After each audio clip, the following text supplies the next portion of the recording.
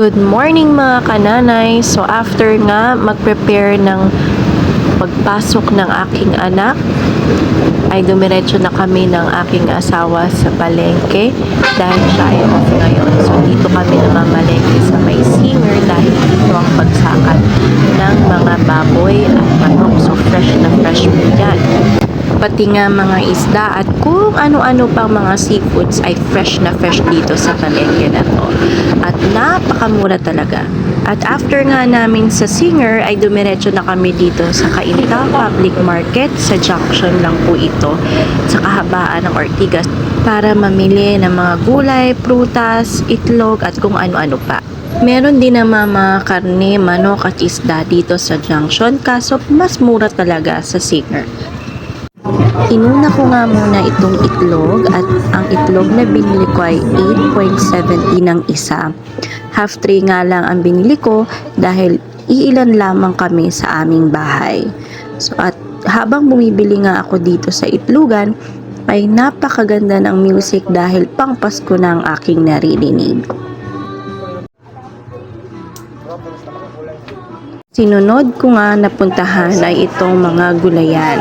So inuna ko muna itong sibuyas. Ang paraan ng aking pagpili ng sibuyas ay yung mga medyo matitigas pa kaya medyo pinipisil ko sila ng very light para malaman ko kung matigas pa ito. Sunod naman ang bawang. Syempre, yung magandang klase ang pinili ko na bawang. Mga ilang piraso din ito. Sumunod ang white onion, 2 piraso lamang. Sumunod naman ang mga kamatis. Ang pinili ko sa mga kamatis ay yung medyo green pa para tumatagal siya sa ref. Dahil hindi naman ito kagad nagagamit. Sumunod naman ang mga kalamansi. Ilang piraso lang din ang aking binili para lang sa 1 linggo. Sumunod ang sitaw, 1 tali ng sitaw. Sumunod naman ang mga talong. 2 pirasong talong lamang ang aking binili dahil ihahalo ko lang naman ito sa isang putahe.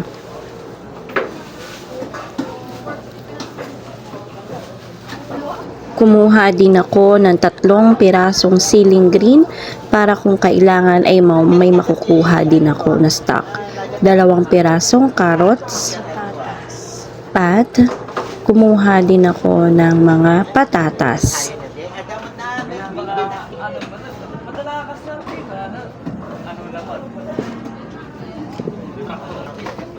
Kumuha din ako ng mga bell pepper para kung sakaling may paggagamitan ay may makukuha din ako sa loob ng ref.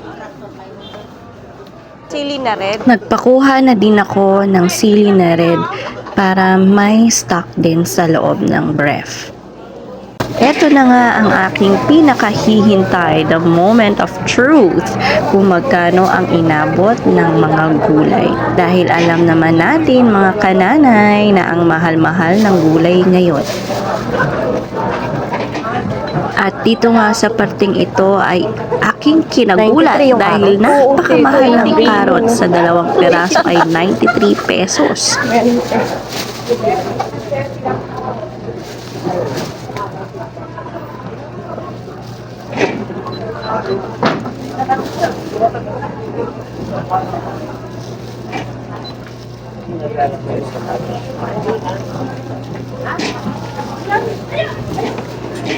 Yung kamatis magkano? 90. Umaba na ulit.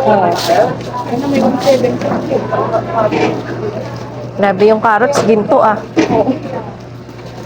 Tumaas, pataas yung carrots. Umaba na yung kalamansi.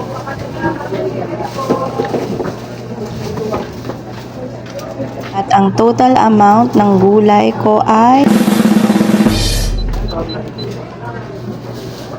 393.